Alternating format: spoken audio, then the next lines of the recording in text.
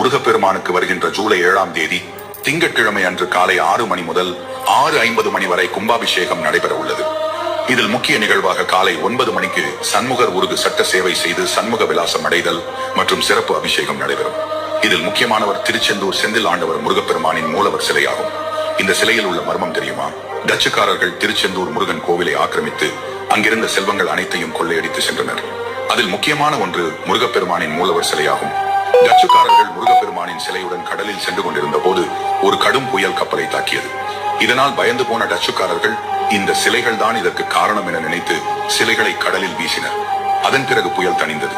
சில வருடங்கள் கழித்து ஒரு நாள் இரவு வடமலை அப்ப பிள்ளை என்ற பக்தரின் கனவில் தோன்றிய முருகப்பெருமான் கடலில் தனது சிலை உள்ளது, அதை மீட்க வேண்டும் என கூறினார். அதற்கு சான்றாக கடலில் ஒரு எலுமிச்சை பழமும் அதை சுற்றி ஒரு பருந்தும் பறக்கும் என கூறினார். வடமலையப்ப பிள்ளையானுக்கு முருகன் வழிகாட்ட மீனவர்கள் உதவியுடன் சிலைகளை மீட்டெடுத்து கோவிலில் சேர்த்தார்.